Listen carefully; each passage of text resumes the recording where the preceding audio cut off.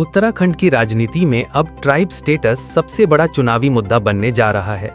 उत्तराखंड एकता मंच ने साफ चेतावनी दी है कि इस बार पहाड़ का समाज उसी राजनीतिक दल और प्रत्याशी को वोट देगा जो अपने घोषणा पत्र में गढ़वाली और कुमाऊनी समुदाय को जनजातीय दर्जा देने तथा 5वीं अनुसूची लागू करने का वादा करेगा। उत्तराखंड प्रेस क्लब अल्मोड़ा में आयोजित प्रेस कॉन्फ्रेंस में मंच के नेताओं ने कहा कि देश के अन्य 11 हिमालयी राज्यों के मूल निवासियों को ट्राइब स्टेटस मिला हुआ है, लेकिन उत्तराखंड के पर्वतीय समाज को आज तक इससे वंचित रखा गया। इसे पहाड़ के लोगों के साथ ऐतिहासिक अन्याय बताया गया।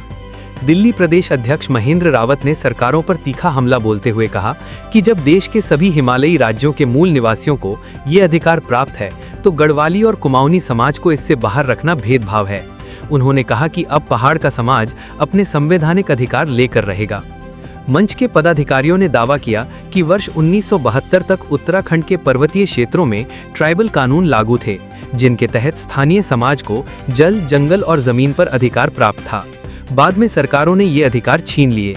अब जनजातीय दर्जा मिलने से पहाड़ के लोगों को फिर से अपने संसाधनों पर मालिकाना हक मिलेगा।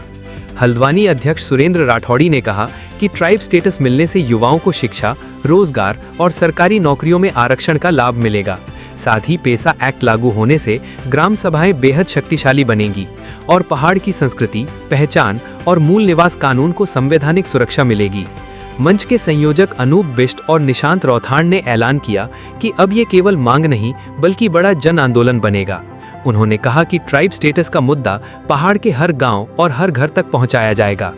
राजनीतिक जानकार मान रहे हैं कि अगर ये मुद्दा तेजी से जनता के बीच पहुंचा तो आने वाले चुनावों में पहाड़ की राजनीति पूरी तरह बदल सकती है। 5वीं अनुसूची की मांग है, मकसद बिल्कुल क्लियर है, ग्राम की सभाओं को मजबूत करना। 2 मुखी फंड सेंटर से और स्टेट से इसमें आएगा और ग्राम सभा के ऊपर ट्राइबल एडवाइजरी काउंसिल मॉनिटरिंग के रूप में काम करेगी, जो कि पेसा एक्ट 1996 से मिलता है। दूसरी क्लियर मांग है कि उत्तराखंड के युवाओं को 50% का एसटी रिजर्वेशन दिया जाए और 7.5% जो एसटी का रिजर्वेशन में आए और पेसा एक्ट के माध्यम से 5 लाख से ज्यादा जो नौकरियां हैं वो नदी, जंगल, पहाड़ से छोटे टेंडरों के माध्यम से उत्तराखंड के युवाओं को दिए जाए। ये स्पष्ट अनुसूची के माध्यम से आप ये देखें कि जो FRA 2006 का जो कानून है, जो हम बोलते हैं कि हमारी ये घसेड़ी है, हम यहाँ जंगलों में अपना व्यापन कर रहे हैं, इनमें अपना हमारा अधिकार है, तो उस जंगल को 5वीं अनुसूची के अंदर जो FRA 2006 वो इजी से अप्लाई से मिल जाता है, क्योंकि अगर FRA 2006 जनरल कैटेगरी के माध्यम से अप्लाई किया जाए तो उसके 75 साल के डॉक्यूमेंट दिखाने बड़े मुश्किल होते हैं।